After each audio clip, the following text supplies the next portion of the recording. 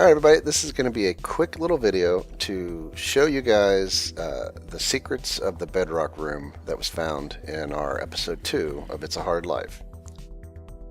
Now, before we start that, I want to mention that coming up here in a few days is the Easter weekend, and we're not going to be recording as much as we normally do, as everybody's going to be gone.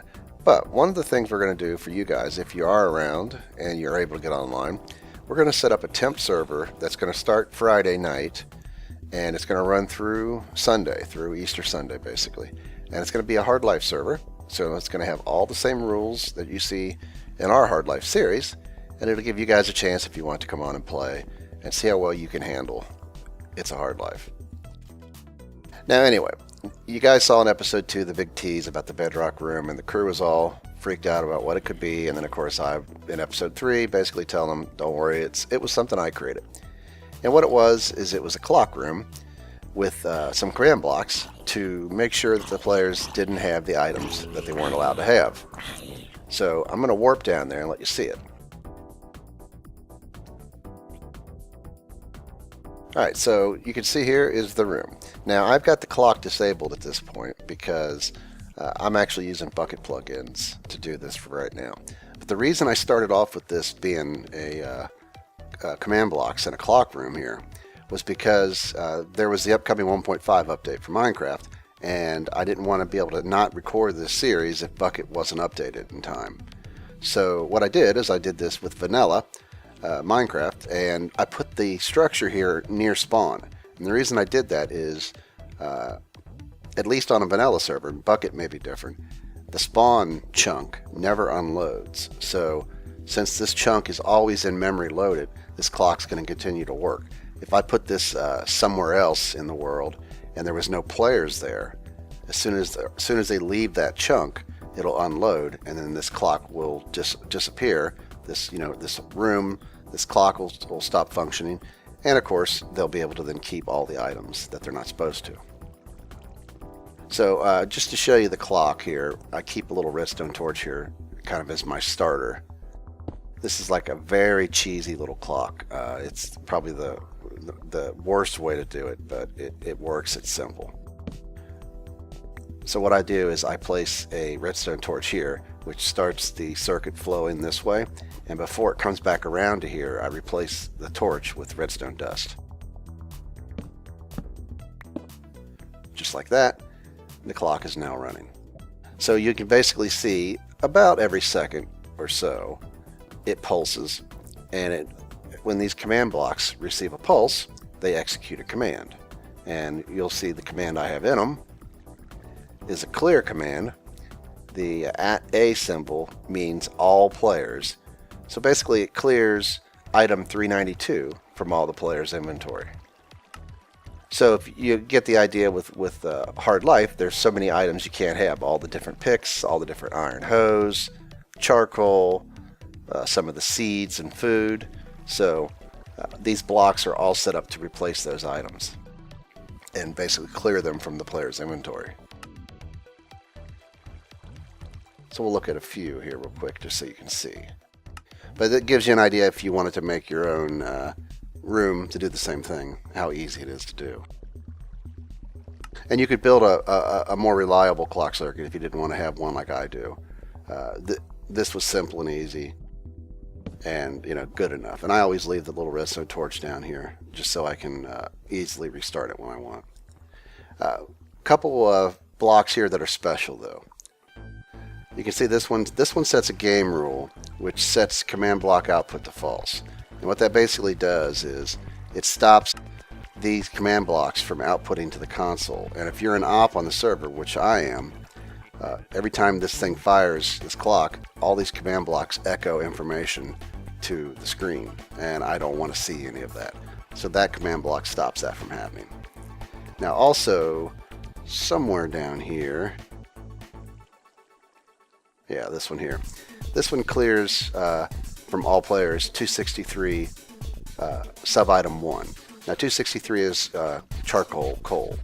They both have the same main ID. Sub item 1 is charcoal. So this gets rid of charcoal. So all of the other blocks pretty much just remove. Oh, we got an Enderman who decided to come in here. That would definitely pose a problem if he starts picking up our command blocks. Hopefully Endermen don't pick up command blocks. So there is one thing that you can't do, as far as I'm aware, with these command blocks on vanilla Minecraft. And I use a bucket plugin to do that. Plus I use it to do all of the other stuff. But let me go ahead and just stop this clock because I don't need it functioning. And I'll just put that back down. But let me go back up to spawn.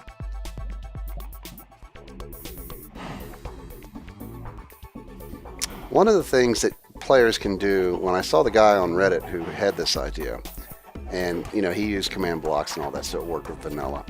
But one of the things that players could do to cheat that I couldn't figure out a way myself of blocking with vanilla, and that is, let me come in here, and I've disabled the plugin that does this so I can show you guys how players could cheat on a vanilla server.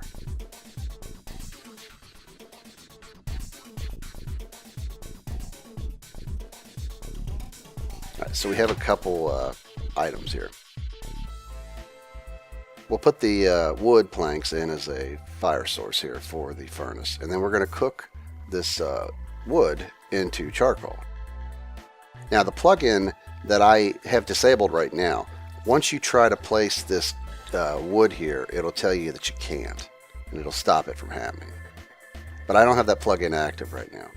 So what you're seeing is players are able to, in a sense, cook the wood into charcoal, an item that's not allowed, but it's not considered in your inventory until you take it down into here.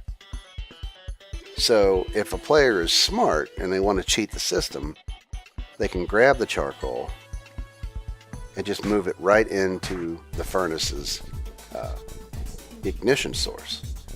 Now they can use charcoal or coal like this. They can't make torches with it because they'd have to put it in their inventory, but they can at least use it as a source in a furnace. So that would be cheating. So I'm using a plugin to prevent the cooking even happening.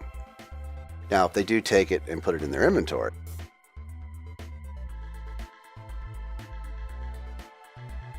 you can see the plugin I have tells you that coal is cursed, it's a prohibited item, and has been removed from your inventory. So before you could ever do anything with it, this plugin just gets rid of it. So I prefer the plugin route because I think it works a little bit more efficiently than using the clock circuit and the redstone with the command blocks. It does work beautifully that way, but I like the plugin because I think they have a little less impact on the server. And of course, sometimes redstone seems to lag people when it's active. It's a pretty basic circuit, but I prefer to use the bucket plugins.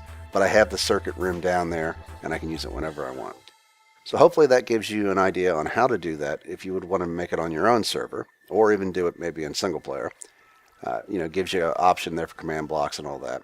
And I'll put the command that I use to get rid of generic items and the command for coal in the description of the video.